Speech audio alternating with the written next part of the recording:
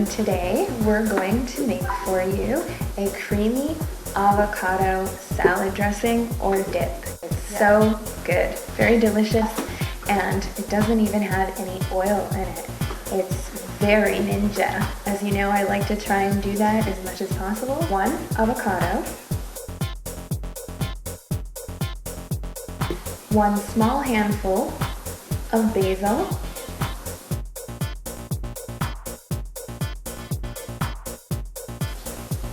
a larger handful of chopped green onion,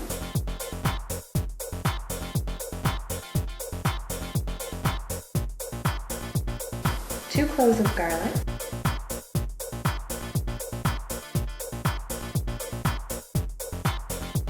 one teaspoon of apple cider vinegar, and half a teaspoon of salt.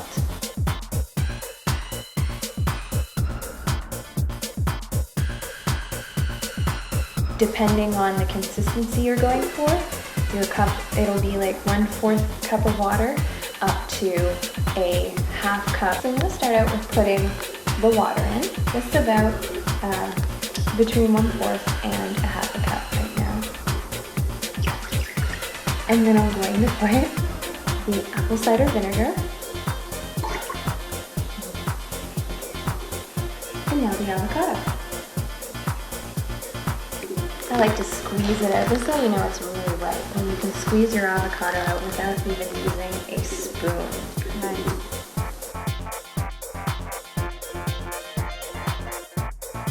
And now I'm going to put the basil and the green onion in. Oh, I love the smell of basil. Absolutely love it. I'm going to mince the garlic.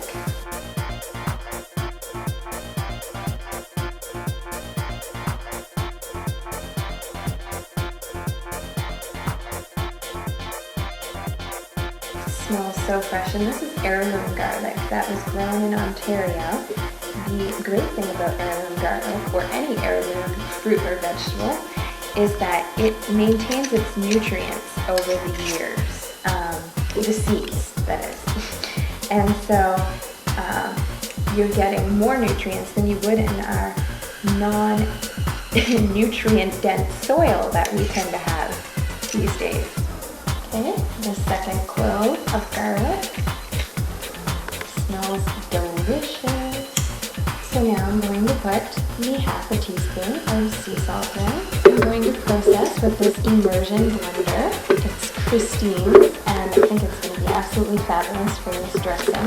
I convinced Lisa to try it since she's so keen on her blender, but then I thought, well, you know, we'll try something new. So I've never tried it for a dressing before, but I thought we'll try it. It makes great baby food, by the way, but we'll see if it works for salad. Let's make some baby food.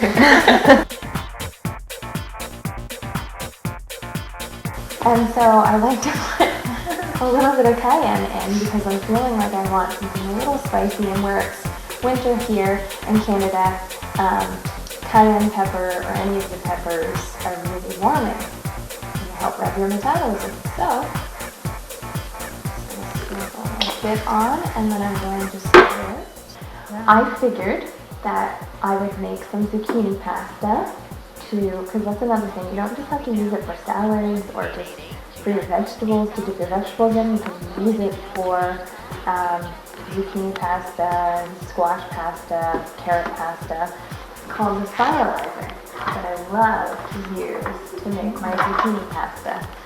I've been asking Lisa lately if we can make a salad dressing recipe, and of course, you know, we agreed it was a good idea.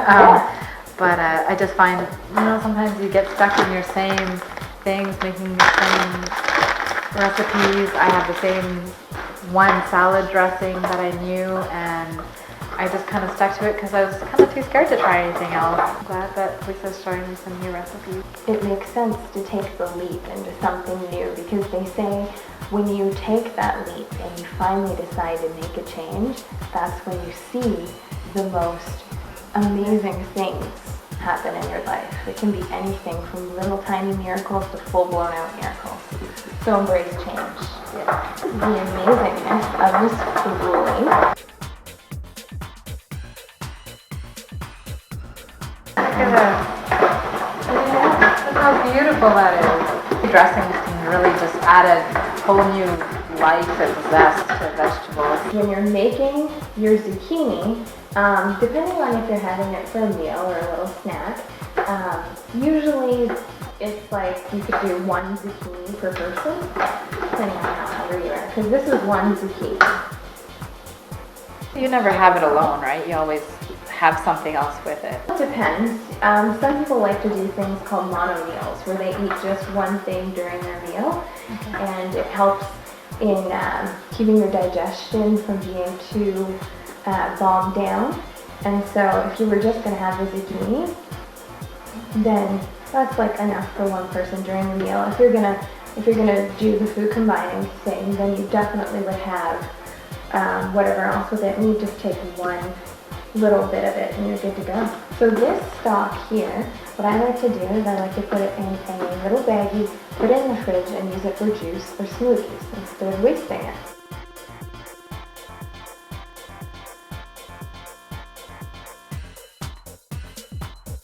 I like to marinate the zucchini a little bit just because it helps to break it down so it's not as hard. It gives it a softer texture and makes it feel almost like pasta. Usually you'll let it sit for a little bit. Just put a little bit of salt and a little bit of olive oil. Very tiny amount. And then you massage it.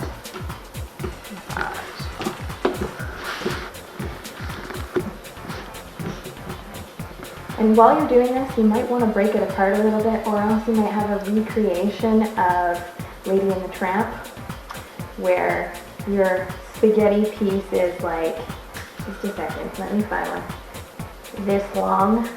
Wow. You can make it with a carrot peeler too. You can make the pasta comes out in a different shape. It's not like the spaghetti style.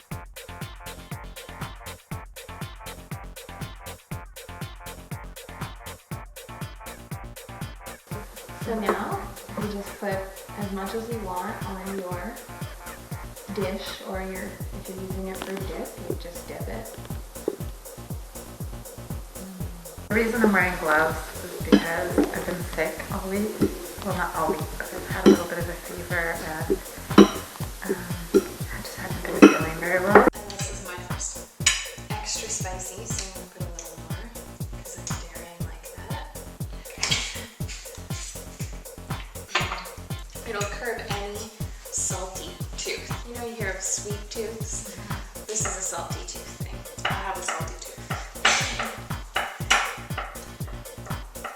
This is actually really good. I really like garlic. I find it's perfect, so. But I really like garlic, so. Same here. So if you're planning on making this for a first date, make sure you cut the zucchini really well. If you don't want to be eating it like this. Or, like I said, do the Lady in the Tramp thing and just meet halfway. Wow, that was really good to see Lisa's still eating.